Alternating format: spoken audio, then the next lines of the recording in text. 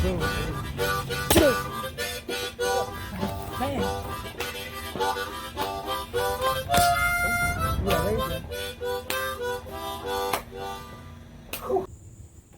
welcome to the Heritage Arts YouTube channel. So, let me give you a few tips when practicing with your stick of choice.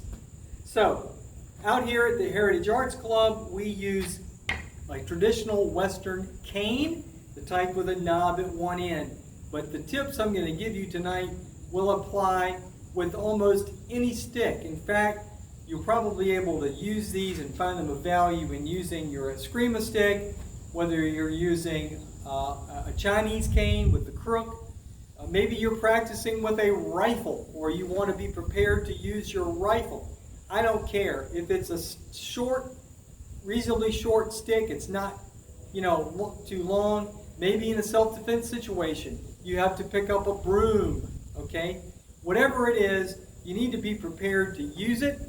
And so a great way to do that is to go to your heavy bag and get your weapon of choice. And you need to be prepared to use it either hand, so you need to practice with both hands, and the heavier end here or the heavier end here, either way. If the stick is like an Eskrima or a Kali stick, then it will not have a weight, but either way, you need to be prepared to do that. So come to your bag, and you need to go and hit and do all of your favorite strikes.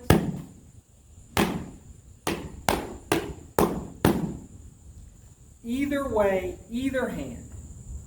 Now, if you have at least a rudimentary beginner's understanding of your martial art of choice, I shouldn't need to go into a lot of detail about the particulars of the strikes. I want to give you some tips specifically about the bracing strikes, the bayonet strikes. So, bracing strikes are strikes that are delivered with the center of the stick. So when you strike with the center, that's a bracing strike. Or if you strike downward, I like to refer to that as a racking strike.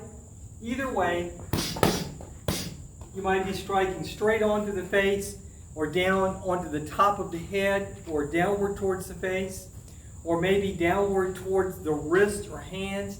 Someone's trying to grab you, or maybe they have a knife or that's coming towards you. Then you need to be prepared to rack that out.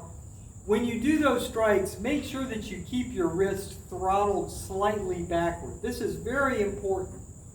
If your wrist gets throttled forward and you strike, then it's going to tweak your thumb. It's going to put the power against the thumb, and then what's going to happen is it's going to cause you discomfort and perhaps disarm you. With the talon. The talon is the roughly 4 inches of leftover at the end. So, the first thing you learn when you start practicing these strikes against a real object is that you tend to hit your knuckles. Don't do that. When you practice, you'll learn to adjust the distance and hit with the stick, not with the knuckles.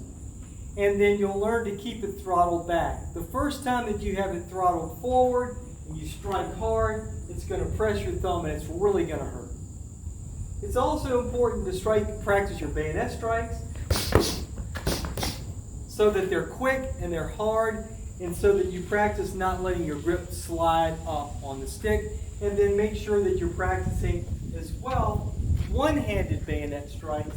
And these are especially important if you have your stick in your hand and you get mobbed and someone's on top of you, then you can hide the stick, hand to face, and then bang, bang, strike down at the side of the neck and the clavicle. And then once you get your distance, then you can come back.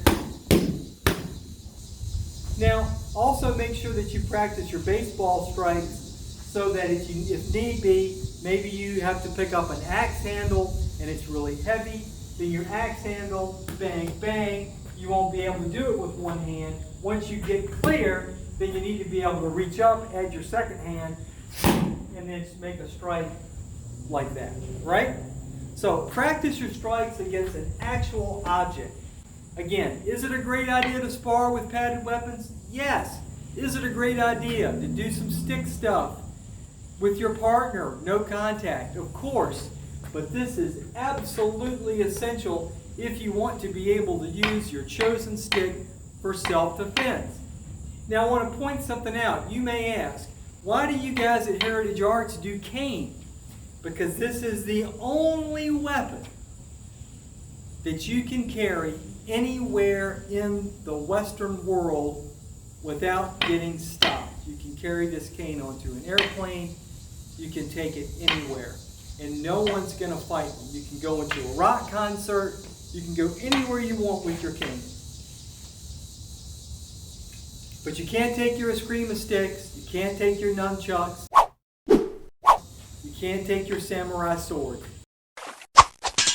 But you can definitely take this cane right here. Please make sure that you like, share, and subscribe to this YouTube channel. And if you're interested in free martial arts classes, either here in Richmond, Virginia, or online, check us out. You'll see a link in the description of the video. Yes, we really are a nonprofit, and these classes really are free. Thanks for watching. Take care.